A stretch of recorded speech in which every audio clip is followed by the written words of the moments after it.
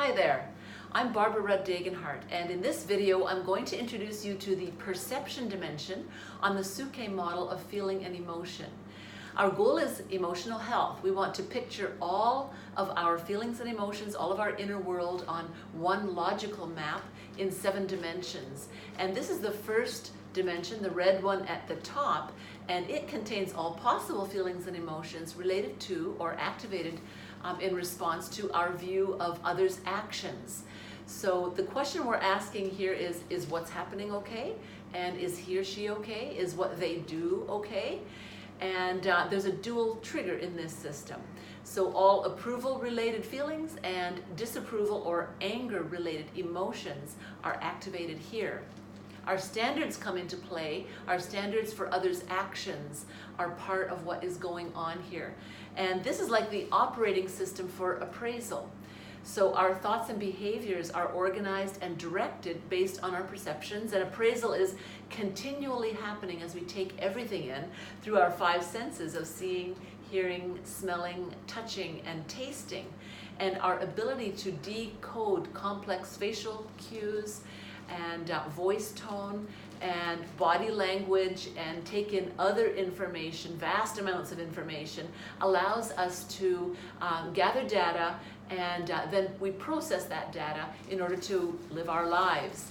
Similar to the transmission system of a car, I like to compare it to a vehicle in a way because vehicles move and so do we, and a transmission on a car is the appraisal function that kind of determines the correct gear for forward and backward movement and for speed and torque and those kinds of things. So the shots are all called in the transmission system and in this perception system, ordering and directing power for the different energy levels required for challenges of going uphill, downhill, turning, changing direction, navigating rough terrain, all of that on a road or in our lives.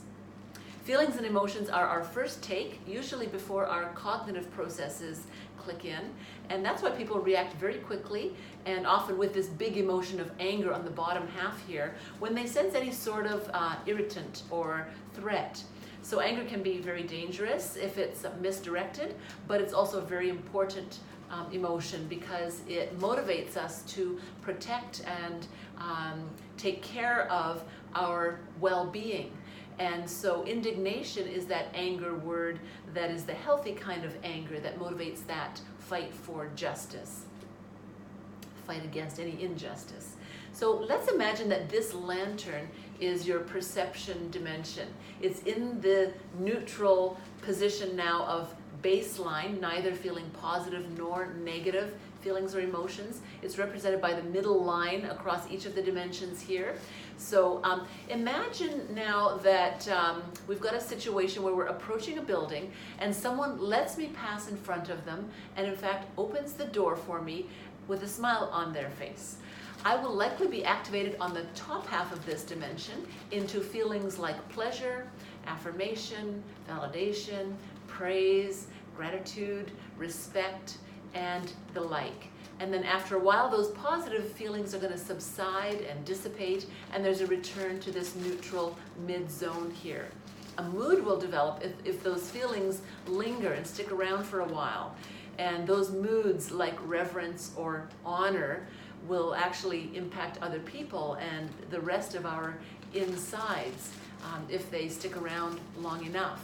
In this example, now let's look at the other side. If someone cuts in front of us as we're approaching a building and doesn't open the door, but in fact when I'm carrying a heavy suitcase, shuts the door in my face, I might have different feelings being activated.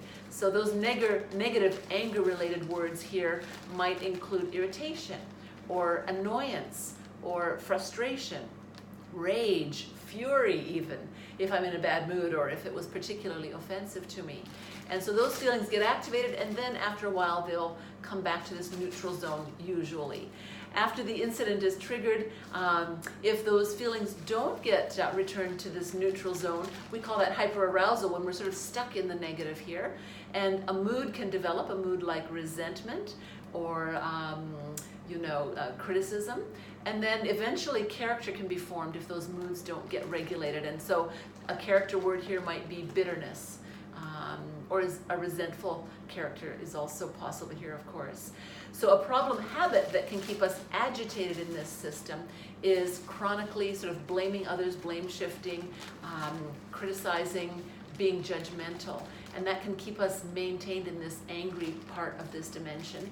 And then we've got anger issues. So we want to get out of that, right? We want to break those habits, and we want to find a positive practice and one in this system that will unlock those anger type feelings. If we want to live well here, is to practice forgiveness. So no matter what anybody else does, no matter what others' actions are, try to find that forgiveness in you. That may be difficult. At times it may be impossible, but that's one of the tools or practices that will be effective in this system to help us get into positive emotional health. So there's more to tell you about this perception system. Stay tuned for the next video, in which we're going to talk about this recollection system, which has to do with our view of the past. And thanks for watching, and we'll see you in the next video. Bye for now.